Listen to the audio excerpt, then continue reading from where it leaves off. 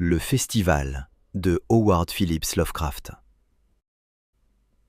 J'étais loin de chez moi et le charme de la mer orientale pesait sur moi.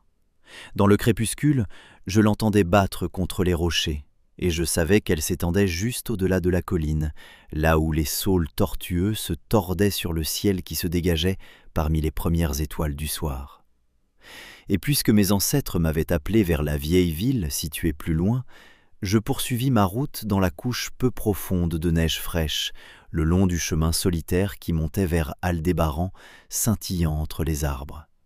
Vers cette cité très ancienne que je n'avais jamais vue, mais dont j'avais souvent rêvé. C'était la saison de Yule, que les hommes appellent Noël, bien qu'ils sachent au fond de leur cœur que cette fête est plus ancienne que Bethléem et Babylone, plus ancienne que Memphis et que l'humanité.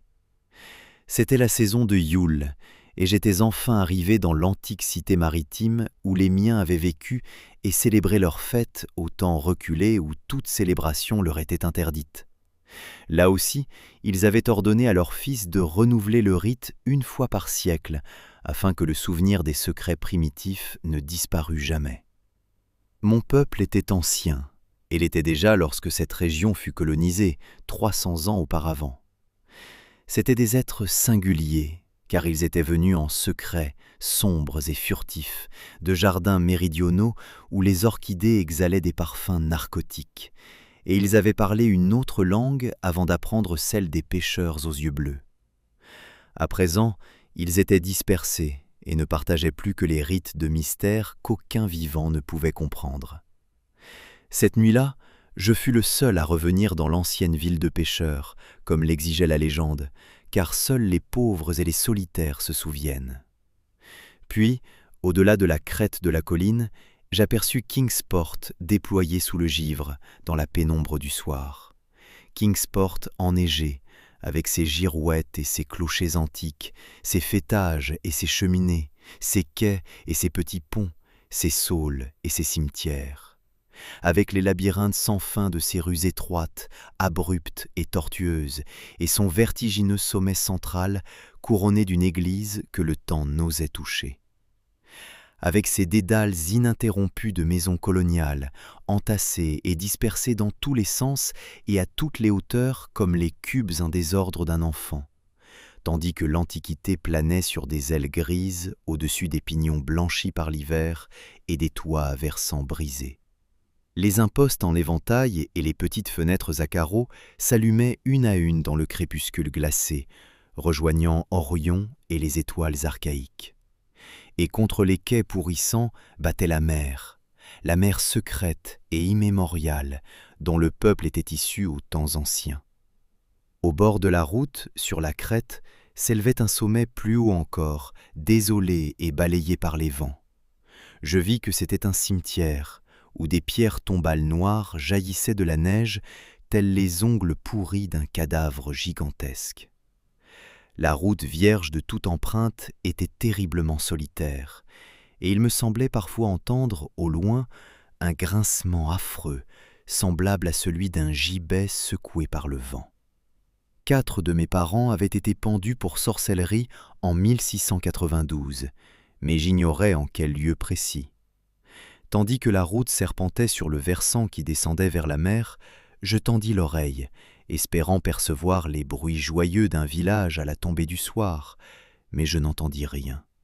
Je songeais alors à la saison, et me dis que ces vieux puritains pouvaient fort bien observer des coutumes de Noël qui m'étaient étrangères, faites de prières silencieuses au coin du feu. Dès lors, je cessai d'attendre des réjouissances ou de guetter des voyageurs, et je continuais de descendre, passant devant des fermes éclairées mais silencieuses et des murs de pierre noyés d'ombre, jusqu'aux endroits où les enseignes de boutiques anciennes et de tavernes de marins grinçaient dans la brise salée, tandis que les heurtoirs grotesques des portes encadrées de colonnes luisaient, dans les ruelles désertes et non pavées, à la clarté de petites fenêtres voilées de rideaux. J'avais consulté des plans de la ville et savais où trouver la demeure des miens. On m'avait assuré que je serais reconnu et bien accueilli, car les légendes villageoises ont la vie longue. Je me hâtai donc par Back Street jusqu'à Circle Court, puis traversai la neige fraîche qui recouvrait l'unique trottoir entièrement dallé de la ville pour atteindre l'endroit où Green Lane partait derrière la halle du marché. Les vieux plans demeuraient exacts, et je n'eus aucune difficulté, bien qu'à Arkham on m'eût certainement menti en prétendant que les tramways allaient jusque-là, car je ne vis aucun fil au-dessus des rues. La neige, de toute façon, aurait dissimulé les rails. J'étais heureux d'avoir choisi de venir à pied, car le village blanc m'avait paru d'une grande beauté depuis la colline, et j'avais maintenant hâte de frapper à la porte de mes ancêtres, la 7e maison à gauche dans Green Lane, avec son vieux toit en pointe et son étage supérieur en saillie, bâtie tout entière avant 1650. Des lumières brillaient à l'intérieur lorsque je l'aperçus, et les carreaux en losange des fenêtres me montrèrent qu'elle avait dû rester presque inchangée depuis les temps anciens. L'étage supérieur surplombait la rue étroite, envahie d'herbe, et manquait de rejoindre celui de la maison d'en face, lui aussi en surplomb, si bien que je me trouvais presque dans un tunnel. La basse marche de pierre devant la porte était entièrement dépourvue de neige. Il n'y avait aucun trottoir, mais beaucoup de maisons possédaient des portes hautes auxquelles conduisaient 2 volets d'escalier bordés de rampes en fer. Le spectacle était singulier, et comme la Nouvelle-Angleterre m'était étrangère, je n'avais jamais rien vu de pareil. Il me plaisait, mais je l'aurais apprécié davantage s'il y avait eu des traces de pas dans la neige, des gens dans les rues, et quelques fenêtres dont les rideaux ne fussent pas tirés. Lorsque je fis résonner l'antique heurtoir de fer, j'éprouvais déjà une certaine crainte. Une peur sourde s'était peu à peu emparée de moi, peut-être à cause de l'étrangeté de mon héritage, de la tristesse du soir et du silence insolite qui régnait dans cette vieille ville aux coutumes singulières. Et lorsqu'on répondit à mon appel, ma peur devint entière, car je n'avais entendu aucun pas avant que la porte ne s'ouvrît en grinçant. Mais elle se dissipa bientôt, car le vieillard en robe de chambre et pantoufles qui se tenait sur le seuil avait un visage placide qui me rassura. Bien qu'il m'indiquât par geste qu'il était muet, il traça une formule de bienvenue étrange et archaïque à l'aide du stylet et de la tablette de cire qu'il portait. Il me fit entrer dans une pièce basse, éclairée par des chandelles, aux énormes poutres apparentes et au mobilier sombre, raide et clairsemé du XVIIe siècle. Le passé y était vivant, car aucun détail ne manquait.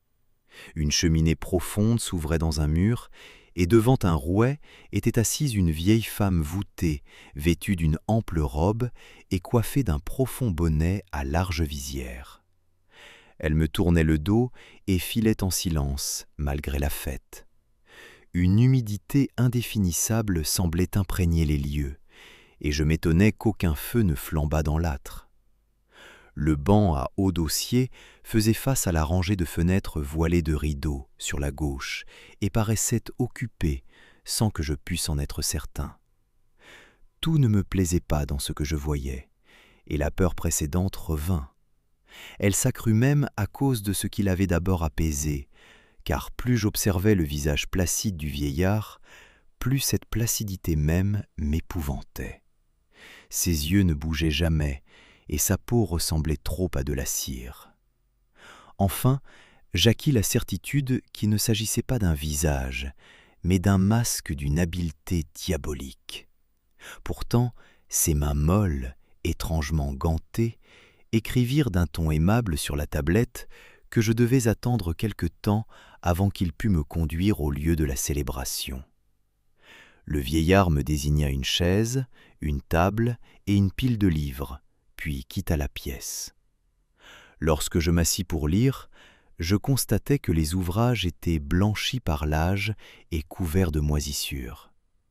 Parmi eux figuraient les extravagants « Marvels of Science » du vieux Morister, le terrible « Sadducismus Triumphatus » de Joseph Glanville, publié en 1681, l'effroyable « Deomonolatreia » de Rémigius, imprimé à Lyon en 1595, et pire que tout, l'innommable Necronomicon de l'arabe fou Abdul al-Azred, dans la traduction latine interdite d'Olaus Wormius, un livre que je n'avais jamais vu, mais au sujet duquel j'avais entendu murmurer des choses monstrueuses.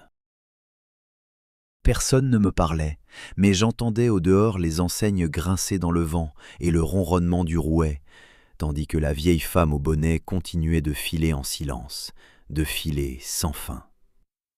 La pièce, les livres et leurs occupants me parurent d'une morbidité profondément inquiétante, mais puisqu'une ancienne tradition de mes pères m'avait convié à d'étranges festivités, je résolus de m'attendre à les choses singulières. Je tentai donc de lire, et je ne tardai pas à découvrir, dans ce Necronomicon maudit, un passage qui m'absorba tout entier en me faisant trembler. Une idée et une légende trop hideuses pour que la raison ou la conscience puissent les supporter. Mais je fus troublé lorsqu'il me sembla entendre se refermer l'une des fenêtres auxquelles faisait face le banc, comme si on l'avait ouverte furtivement. Ce bruit avait paru suivre un bourdonnement qui ne provenait pas du rouet de la vieille femme. Cela n'avait toutefois guère d'importance, car elle filait avec ardeur, et la vieille horloge venait de sonner. Après cela, je cessai de sentir qu'il y avait des personnes assises sur le banc et poursuivis ma lecture avec une attention frémissante jusqu'au retour du vieillard. Il portait des bottes et un ample costume d'un autre âge. Il s'assit précisément sur ce banc, de sorte que je ne pouvais plus le voir. L'attente était assurément éprouvante, et le livre blasphématoire entre mes mains la rendait 2 fois plus pénible. Cependant, lorsque 11 heures sonnèrent, le vieillard se leva, glissa jusqu'à un coffre massif et sculpté placé dans un angle, et en retira 2 manteaux à capuchon. Il en revêtit un et passa l'autre autour des épaules de la vieille femme, qui interrompait enfin son filage monotone. Tous deux se dirigèrent alors vers la porte extérieure. La femme avançait péniblement, tandis que le vieillard, après avoir pris le livre même que je venais de lire, me faisait signe de le suivre tout en rabattant son capuchon sur ce visage ou ce masque immobile. Nous sortîmes dans le dédale tortueux de cette ville d'une antiquité inconcevable, sous un ciel sans lune. À mesure que les lumières disparaissaient une à une derrière les fenêtres voilées, l'étoile du chien lançait un regard mauvais sur une foule de silhouettes encapuchonnées et drapées de manteaux, qui se déversaient en silence par toutes les portes et formaient de monstrueuses processions dans les rues. Elles passaient devant les enseignes grinçantes et les pignons antédiluviens, sous les toits de chaume et les fenêtres aux carreaux en losange. Elles s'engageaient dans des ruelles vertigineuses où des maisons en ruine se chevauchaient et s'effondraient les unes contre les autres, puis glissaient à travers des cours ouvertes et des cimetières où les lanternes oscillantes dessinaient de surnaturelles constellations titubantes. Au milieu de ces foules silencieuses, je suivais mes guides privés de voix, heurtés par des coudes d'une mollesse surnaturelle et pressés contre des poitrines et des ventres d'une consistance anormalement spongieuse. Mais jamais je n'apercevais un visage, ni n'entendais une parole. Toujours plus haut, les colonnes sinistres se faufilaient, et je compris que tous les voyageurs convergeaient vers une sorte de foyer où s'entrecroisaient des ruelles délirantes, au sommet d'une haute colline située au centre de la ville et couronnée par une grande église blanche.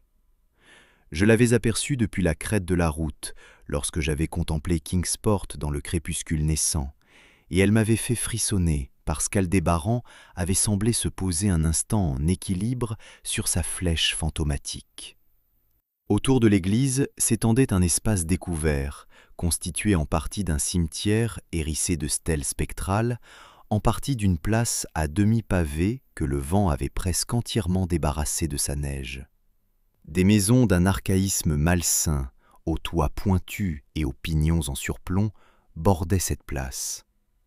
Des feux funèbres dansaient au-dessus des tombes, révélant des perspectives macabres, bien qu'étrangement ils ne projetassent aucune ombre.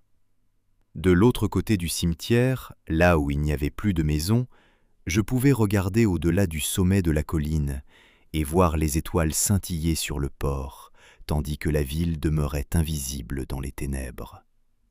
De temps à autre seulement, une lanterne oscillait horriblement dans les ruelles sinueuses, tentant de rejoindre la foule qui se glissait maintenant sans un mot à l'intérieur de l'église. J'attendis que la multitude tout entière eût suinté à travers le portail noir et que les derniers retardataires l'eussent suivi. Le vieillard tirait sur ma manche, mais j'étais résolu à entrer le dernier. Enfin, je me décidai, précédé par l'homme sinistre et la vieille fileuse. Au moment de franchir le seuil de ce temple grouillant de ténèbres inconnues, je me retournai une dernière fois vers le monde extérieur, tandis que les phosphorescences du cimetière répandaient une lueur maladive sur les pavés du sommet. Alors, je frissonnais. Le vent n'avait laissé que peu de neige, mais quelques plaques subsistaient encore sur le chemin près de l'entrée, et, dans ce bref regard en arrière, mes yeux troublés crurent voir qu'elle ne portait aucune marque de pas, pas même les miennes. Malgré toutes les lanternes qui y étaient entrées, l'église demeurait à peine éclairée, car la plus grande partie de la foule avait déjà disparu.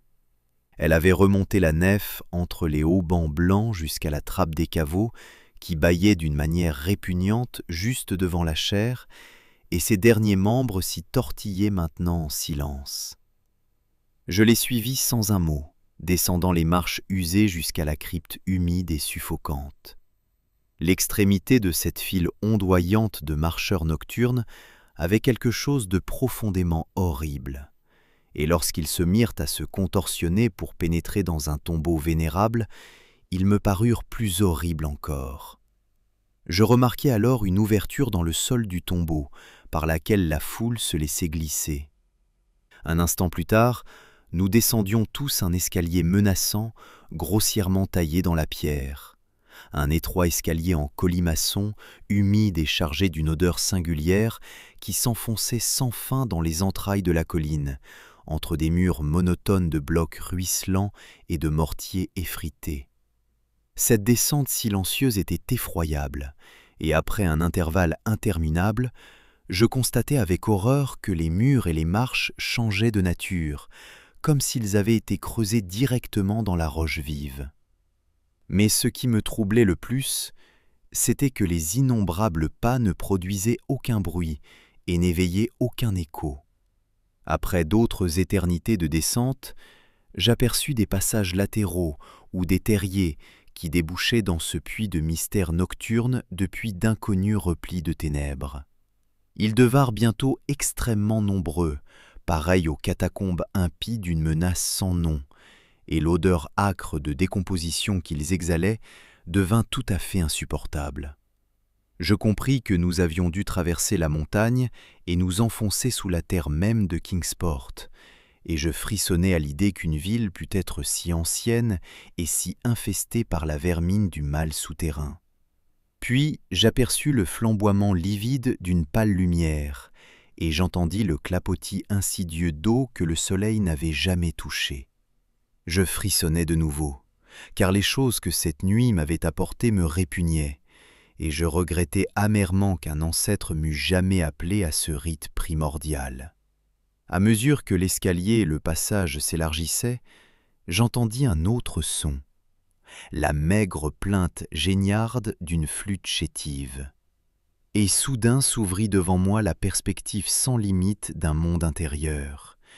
Une immense grève envahie de végétation fongueuse, éclairée par une colonne éructante de flammes verdâtres et maladives, que baignait un large fleuve huileux venu d'abîmes effroyables et insoupçonnés, avant d'aller rejoindre les gouffres les plus noirs d'un océan immémorial.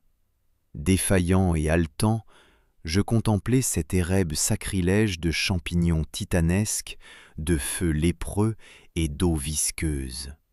Je vis les foules encapuchonnées former un demi-cercle autour du pilier enflammé. C'était le rite de Yule, plus ancien que l'homme et destiné à lui survivre. Le rite primordial du solstice et de la promesse du printemps au-delà des neiges. Le rite du feu et des feuillages persistants, de la lumière et de la musique.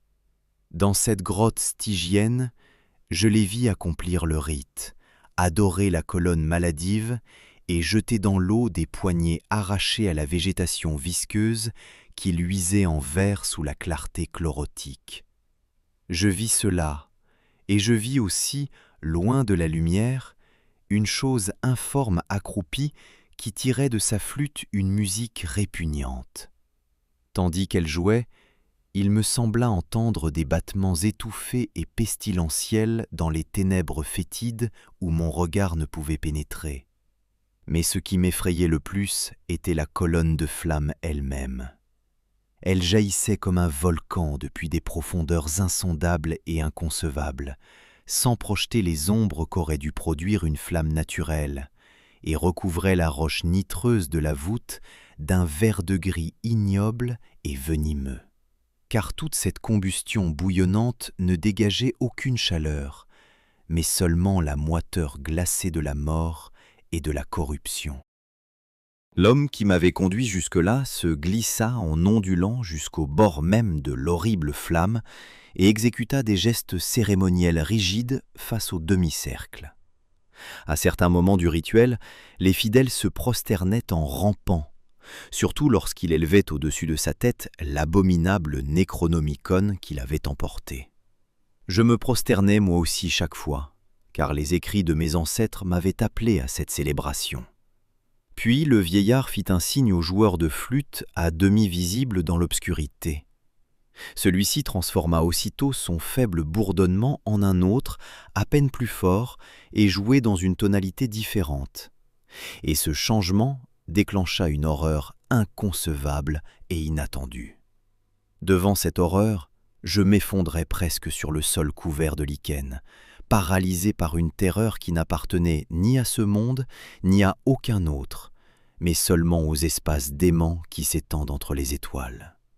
Hors de l'inimaginable noirceur qui régnait au-delà de la lueur gangrenée de cette flamme froide, hors des lieux tartaréennes où le fleuve huileux roulait, étrange, silencieux et insoupçonné, surgit, avançant par lourds battements rythmiques, une horde de créatures ailées, hybrides, dociles et dressées, qu'aucun œil sain n'aurait pu saisir entièrement et qu'aucun esprit sain n'aurait pu conserver tout entière dans sa mémoire. Ce n'étaient pas vraiment des corbeaux, ni des taupes, ni des vautours, ni des fourmis, ni des chauves-souris vampires, ni des êtres humains en décomposition, mais quelque chose dont je ne peux ni ne dois me souvenir. Elles progressaient mollement, à moitié sur leurs pattes palmées, à moitié portées par leurs ailes membraneuses. Lorsqu'elles atteignirent la foule des célébrants, les silhouettes encapuchonnées les saisirent, les enfourchèrent, puis partirent une à une le long de ce fleuve privé de lumière, vers des gouffres et des galeries de terreur où des sources empoisonnées alimentaient des cataractes effroyables et impossibles à découvrir. La vieille fileuse était partie avec la foule, et le vieillard n'était resté que parce que j'avais refusé lorsqu'il m'avait fait signe de saisir une créature et de la chevaucher comme les autres. En me relevant avec peine, je vis que l'informe joueur de flûte avait roulé hors de vue, mais que deux des bêtes attendaient encore patiemment près de nous. Comme je reculais, le vieillard sortit son stylet et sa tablette. Il écrivit qu'il était le véritable représentant de mes ancêtres, ceux qui avaient fondé en ce lieu antique le culte de Yule, qu'il avait été décidé que je reviendrais et que les mystères les plus secrets devaient encore être accomplis. Il écrivit cela d'une main très ancienne, et comme j'hésitais toujours, il tira de son ample robe une chevalière et une montre, toutes deux frappées des armes de ma famille, afin de prouver qu'il était bien celui qu'il prétendait être. Mais cette preuve était abominable, car de vieux documents m'avaient appris que cette montre avait été enterrée avec mon arrière-grand-père en 1698. Enfin, le vieillard rabattit son capuchon et me désigna la ressemblance familiale de son visage. Mais je ne fis que frissonner, car j'étais convaincu que ce visage n'était qu'un masque de cire diabolique. Les animaux battant mollement des ailes grattaient maintenant les lichens avec impatience, et je vis que le vieillard lui-même était presque aussi agité qu'eux. Lorsque l'une des créatures commença à se dandiner pour s'éloigner, il se retourna brusquement afin de l'arrêter, et la violence soudaine de son mouvement délogea le masque de cire de ce qui aurait dû être sa tête. Alors, parce que ce cauchemar me barrait l'accès à l'escalier de pierre par lequel nous étions descendus, je me jetai dans le fleuve souterrain et huileux qui bouillonnait quelque part en direction des grottes marines. Je me précipitai dans ce suc putrescent des horreurs intérieures de la terre avant que la folie de mes cris ne fît fondre sur moi toutes les légions de charniers que pouvaient dissimuler ces gouffres pestilentiels. À l'hôpital, on me raconta qu'on m'avait trouvé à l'aube dans le port de Kingsport, à demi gelé, cramponné à un morceau de mât à la dérive que le hasard avait envoyé pour me sauver. On m'expliqua que j'avais pris le mauvais embranchement sur la route de la colline la nuit précédente et que j'étais tombé du haut des falaises d'Orange Point. Conclusion qu'ils avaient tirée des empreintes découvertes dans la neige. Je ne pouvais rien répondre, car tout était faux. Tout était faux. La grande fenêtre donnait sur un océan de toits dont 1 sur 5 à peine était ancien, et j'entendais dans les rues en contrebas le bruit des tramways et des automobiles. Ils affirmaient que cette ville était Kingsport, et je ne pouvais le nier. Lorsque j'entrais en délire en apprenant que l'hôpital se trouvait près du vieux cimetière de Central Hill, ils m'envoyèrent à St. Mary's Hospital, à Arkham, où l'on pourrait mieux me soigner. Je m'y plaisais, car les médecins avaient l'esprit ouvert. Ils usèrent même de leur influence afin que je puisse consulter l'exemplaire soigneusement protégé de l'odieux Necronomicon d'Alazred, conservé dans la bibliothèque de l'université miskatonique. Ils parlèrent d'une psychose et convinrent qu'il valait mieux me permettre de délivrer mon esprit de toutes les obsessions qui me tourmentaient. Je relus donc cet affreux chapitre et mon frisson redoubla, car il ne m'était effectivement pas inconnu. Je l'avais déjà vu, quoi que pussent prétendre les empreintes. Quant au lieu où je l'avais vu, mieux valait l'oublier. Nul ne pouvait m'en raviver le souvenir pendant mes heures de veille, mais mes rêves sont emplis de terreur à cause de phrases que je n'ose citer. Je n'ose rapporter qu'un seul paragraphe, transposé dans le meilleur anglais que je puisse tirer de ce bas latin maladroit. « Les cavernes les plus profondes, écrivit l'arabe fou, ne doivent pas être sondées par les yeux qui voient, car leurs merveilles sont étranges et terrifiantes.